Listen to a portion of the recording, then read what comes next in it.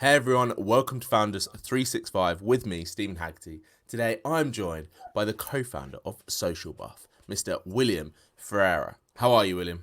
I'm very well, thank you, Stephen. Thanks for having me I today. forgot to ask, do you prefer William or Will? I don't mind. I actually don't mind at That's the all. worst. That's when people say to me, it's like, do you prefer Steven or Steve? And I genuinely do not mind.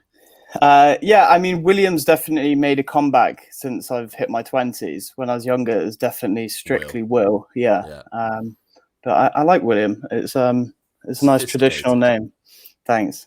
Yeah, I hope I can meet up to those Yeah, expectations, no, but I've we'll set the see. bar high with just having William on board. Yeah. But luckily, I won't ask you every question. I won't say your name after every question. So Okay. William. So William. I think that could be a bit tedious. But co-founder of Social Buff. Tell me, what is Social Buff? Marketing agency, but what do you guys do? Yeah, Social Buff is primarily digital marketing. We're really strong on social, but we've also started recently branching out into digital marketing and also some brand foundational work as well. Our core kind of proposition, though, is that we help build and scale direct to consumer brands. So, especially over the last 9 months, that's something we've honed in on. So we kind of cover three core aspects: e-commerce design development, social media, organic marketing, and then paid advertising across digital and social. You must have been predicted COVID with the switch to focusing on e-commerce.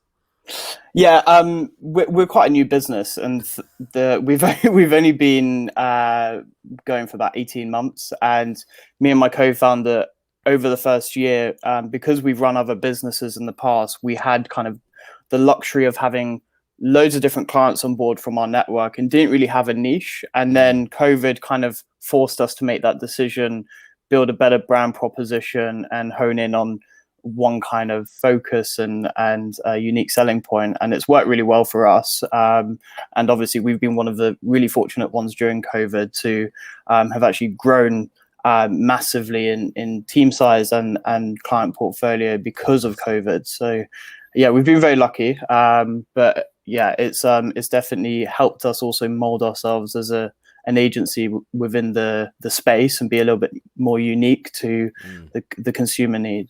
Really good. 18 months ago, then, when you decided about Social Buff, how did you decide? You mentioned you weren't that niche, but how did you decide what to focus on? Because, again, I said it before we went live, but it seems like every man and their dog is starting up a marketing agency or trying to get into marketing. How did you differentiate yourself from that day one? It was pretty much 100% to do with my personal brand and Aaron's personal brand, my co-founder. Previously to launching Social Buff, we had both run agencies. One, Aaron's was an SEO agency, mine was a creative agency. I then exited my agency and went on to consult for startups and fast-growing FMCG brands. And Aaron also launched a tech application. So alongside that, we also did a lot of public speaking and built some fairly good networks within the FMCG space, the tech space, as well as the startup sector as a whole. So when we went to actually merge, Social Buff was originally founded by Aaron 3 months prior to me joining, and I had kind of like a consultancy agency, and that was kind of a growth marketing consultancy firm for startups.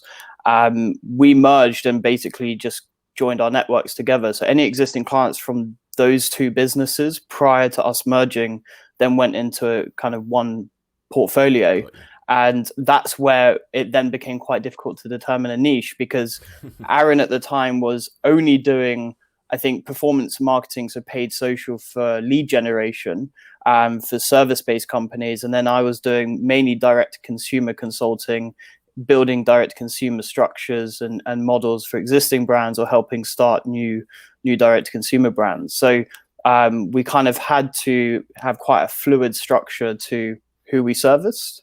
And then over the last year, especially 2019, as we built our team, the team's experience was mainly direct consumer lifestyle and Mhm. FMCG focus.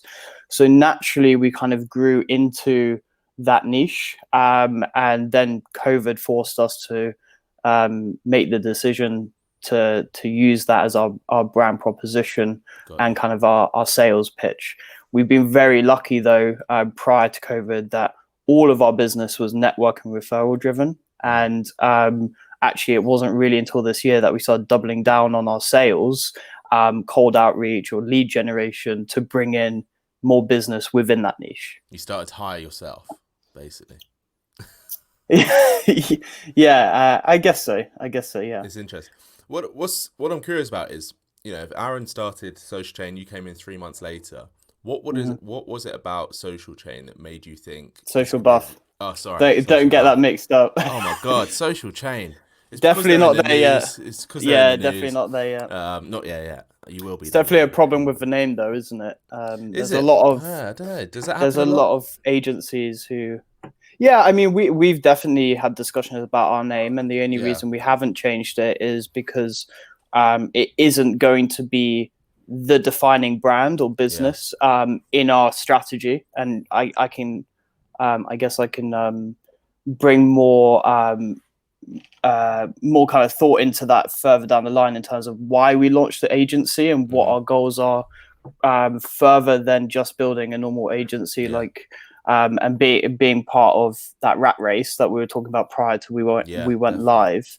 But the agency was always built to be a stepping stone. It wasn't built to be the defining business for us. And really, because of our experience having previous agencies, it was more of a case of repeating a model that we already had a lot of experience in, and being really specific on what we utilize Social Buff as an engine for.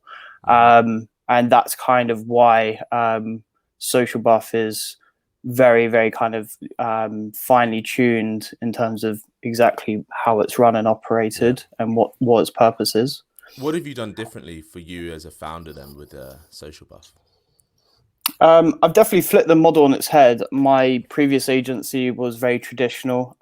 We were all in one physical space. I had a lot of experience working in other agencies, more traditional agencies, and prior to launching it. So I had a very kind of set mindset on how the business needed to be run. And then when I exited and went to work as a consultant, it was a laptop lifestyle for almost 2 years. And I did a lot of traveling, and I was able to kind of understand a different way of living. Living the marketer's dream. Yeah, I guess well, some would say marketer's dream, but like entrepreneurial that. Dream, right? There's so many people out. I think that like nomadic lifestyle is so advertised now, and people really just try and crave it. Obviously, with COVID, a lot of people realize that they can do things remote.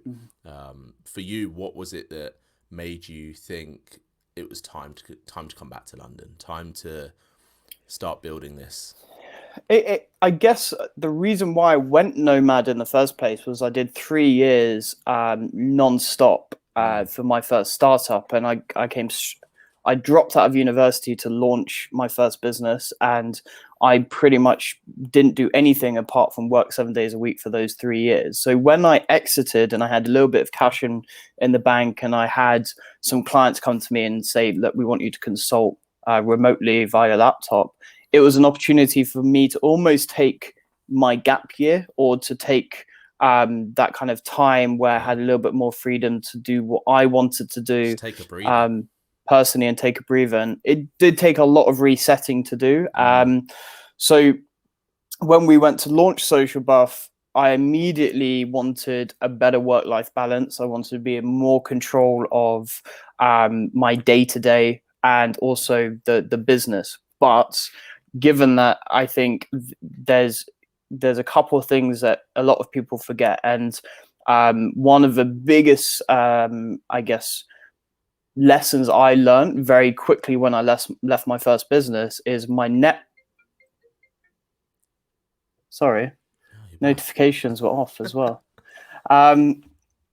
Sorry. So my kind of core lesson that I learned was my network that I had spent 3 years building with my first business dropped off almost within a year. Wow. And that was one of the things where I definitely needed that kind of reality check to realize that you still have to fuel the fire in some way. And it's really important to continue to do so. So London, even though we were remote, and me being based in London, I could work from home. It still gave me the opportunity to tap into a network, fuel that fire, and kind of build the relationships I needed to build to be able to grow the business. And it was also because my co-founder lived in London. It meant that the two of us could work more closely together on building that business.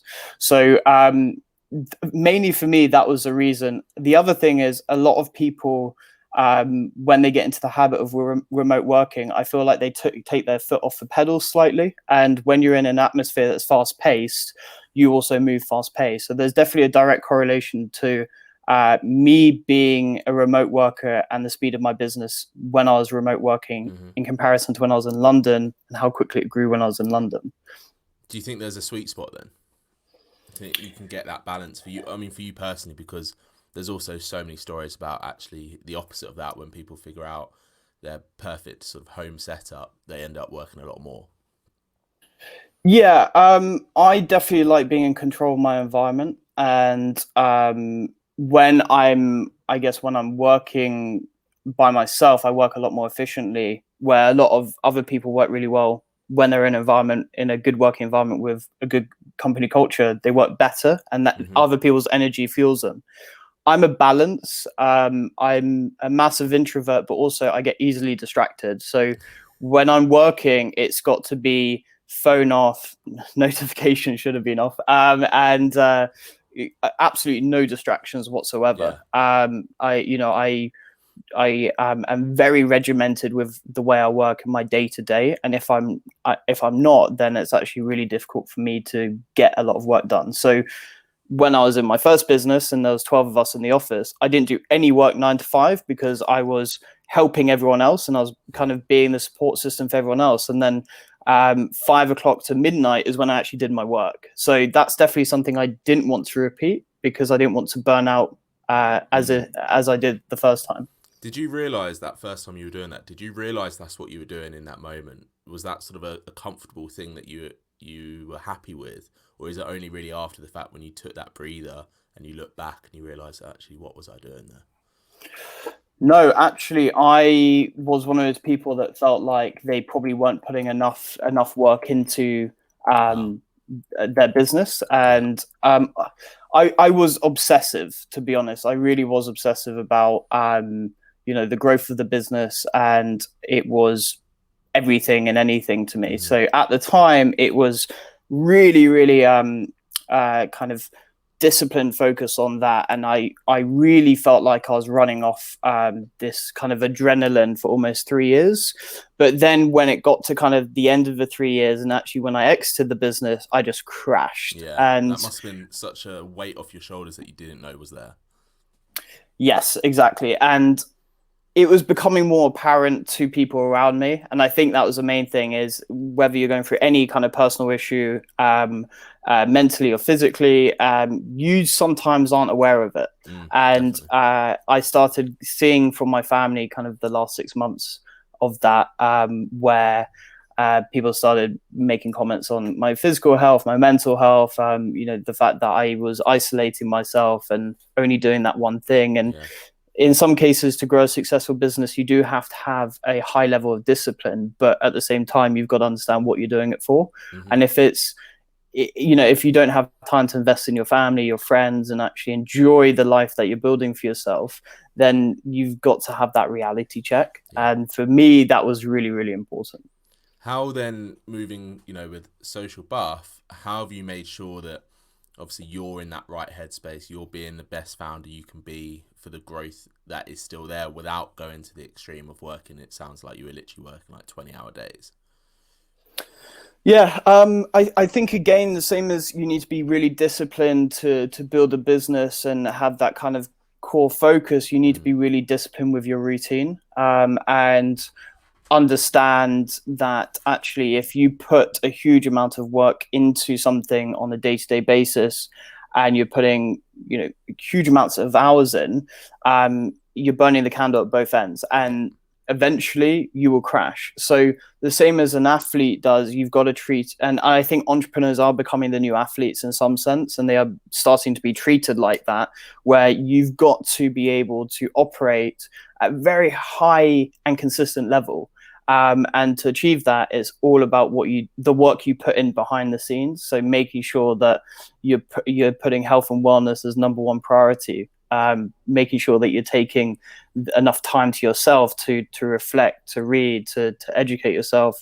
And actually, over the last 2 years, what I've been able to do is actually achieve a lot more in shorter amount of time in my day to day than previously. So if I were to compete against myself 5 years ago, I could probably achieve in a 4-hour work block what my younger self achieved in a day, a full day of working. So it's just about optimizing yourself and really understanding what your strengths are. And that's definitely been the main thing that I've had to learn throughout this process is, what are my strengths and what are my weaknesses? Let's capitalize on those strengths and be the best version of myself instead of trying to be something I'm not. And finding great people who can do the stuff that you're not great at, to allow you to go to the next kind of stage of your growth, and be a lot more efficient with your input and output to your business. Yeah, completely agree. And it's one of those sad facts almost that you kind of have to go through those hard times to realize exactly that. If you didn't sell and you carried on doing what you were doing, you probably would have had a much harsher burnout or realization than what you did do, but still going through that process of getting away, having those 2 years of that nomadic lifestyle allowed you to figure out what you want, I guess, at the end of the day, isn't it? Yeah, absolutely. And also during that period, I was living a lifestyle that I thought I wanted, and that a lot of people I know in their 20s, 30s, 40s really want to achieve. I had achieved some sort of financial freedom. I was living a very nice lifestyle, and I had built a very good, living environment with friends and kind of community around where I was working. And immediately I realized leaving that is the complete opposite to what I actually really wanted, where a lot of people strive to have the materialistic things in life and strive to have that kind of respect and that reputation, especially even in a small community where I was previously. And actually, I didn't feel fulfilled at all. But a lot of people around me were striving to achieve exactly that thing that I was experiencing. So it's also understanding what you want out of the experience. I think a lot of people, when they start businesses, it's for a couple of different reasons. Sometimes it's out of passion for something. Sometimes it's out of necessity, like financial reasons. And I think more and more people are doing it out of financial reasons, but then they realize when they get to that goal that they've been striving for, they realize that it was never something that was going to fulfill them. And actually the people who are really passionate about something and launch the business out of passion are normally feeling a lot more fulfilled throughout the whole journey, even if it doesn't weigh up financially at that period. It might do in the future, and they're happy with that. And that's something else I've had to learn, is to enjoy the journey a bit more, and understand that it is a process. Do you think it's made you a better business owner, founder? I think it's made me I like to think of it. Yeah, I think it definitely has helped me be a more well-rounded individual, with work and personal life. I feel like I'm a lot more patient, and I'm a lot more understanding of it's better to go the distance together instead of alone. And when I say that, that doesn't just mean your team in your business. That means with your family, your partner, your friends, because you want to reflect 10 years later on that experience and have people around you who experienced it with you and who were able to be a part of it, instead of you being by yourself with a healthy bank account and really no one to share it with. So yeah, it's definitely made me more well-rounded, 100%. Really, that's fantastic to hear.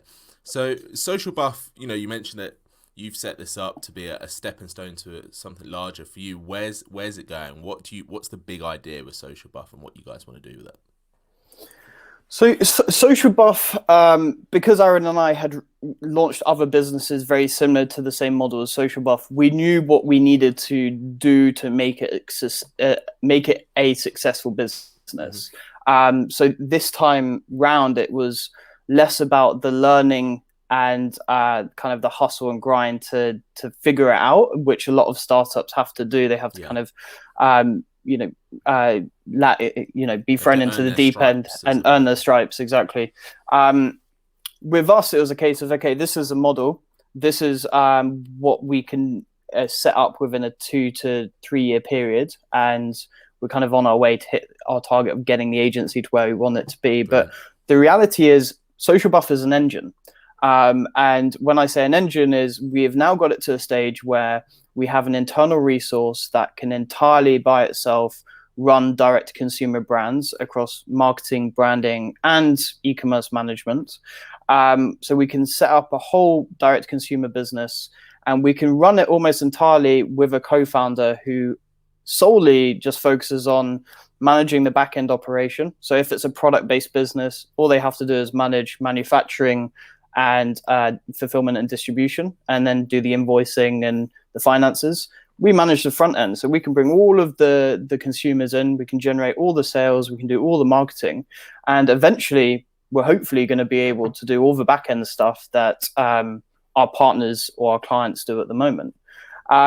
So what we've done is we've built this engine, and at the moment it's being fueled by clients.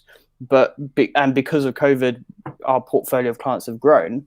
But actually, the reality is we can start plugging in our own businesses to be run by Social Buff. And this is where it becomes the stepping stone. That's where it becomes interesting. As a service-based agency, most of our revenue is based upon billable hours or set retainers, value added to the business. But some of our clients, we make 6 figures a month in revenue, and they pay us, a small percentage of that as a fee. And so financially, as an agency, there's only so far we can go before we kind of hit this cap where we have to either focus on raising investment to really scale up and become a humongous agency with hundreds of employees and lots of different clients, or we can actually be more of a boutique structure where we have a 10 to 20 man team of specialists.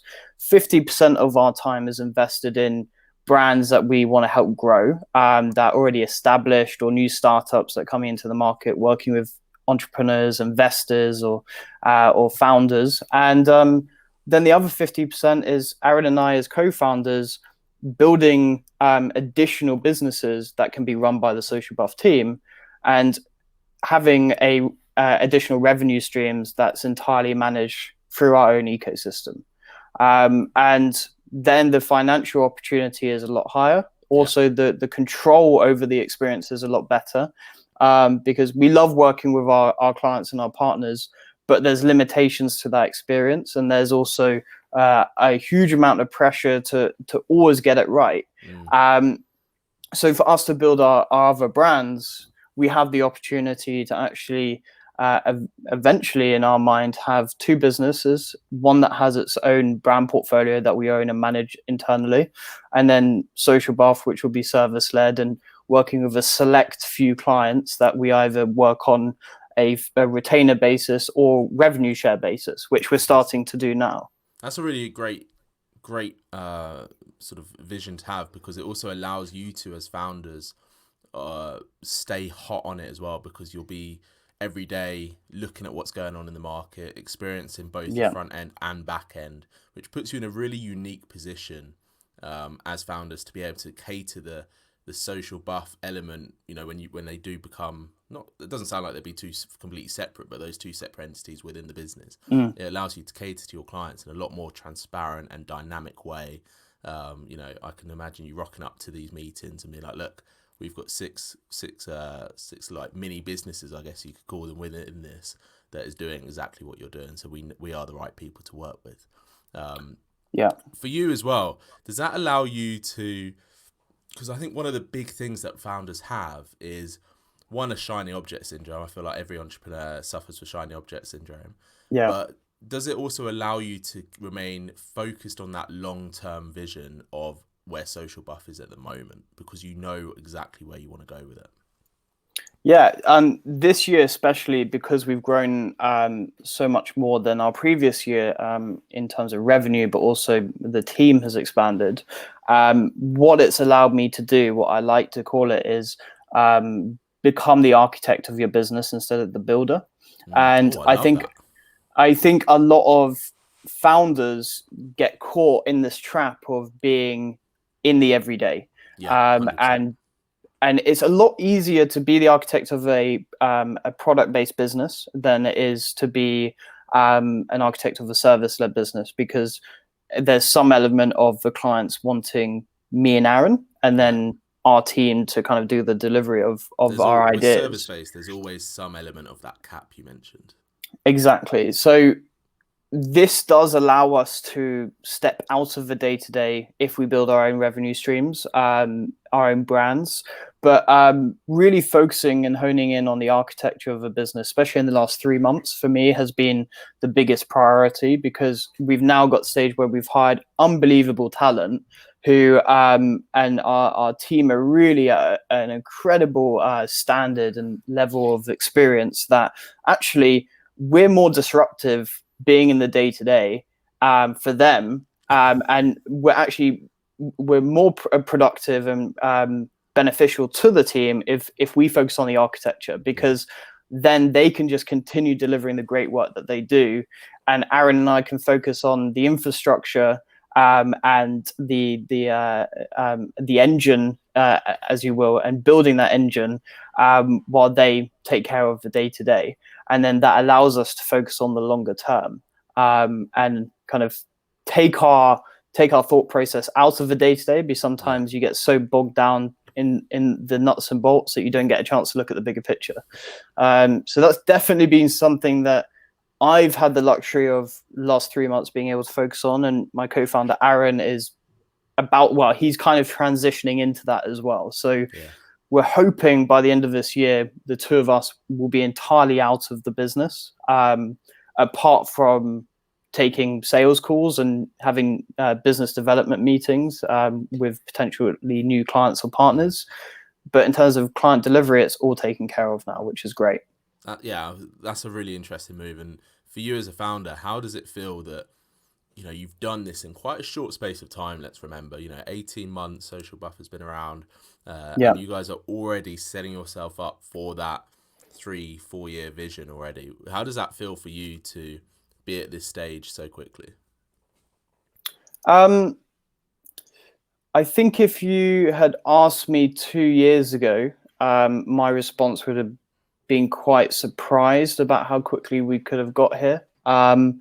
But now I'm here, it's actually, I needed to have a little bit more confidence in myself to know that I could do it. Previous to that, I probably would have gone, if you looked at our monthly recurring revenue, I would have been like, we wouldn't be there.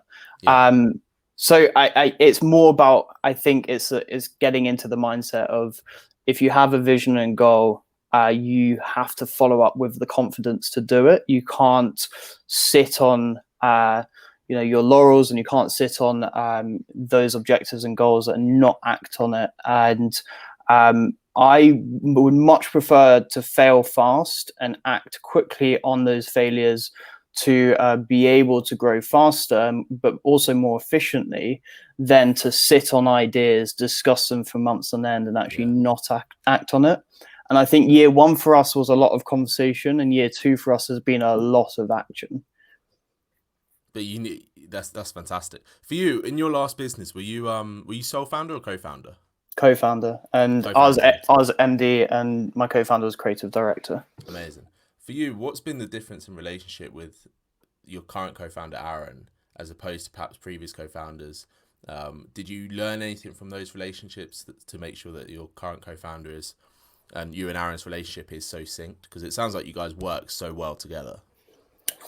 Yeah, so previous co-founder, I think it was due to our age, our experience and expectations that probably related to the reason why I exited the business, because it's still continuing today.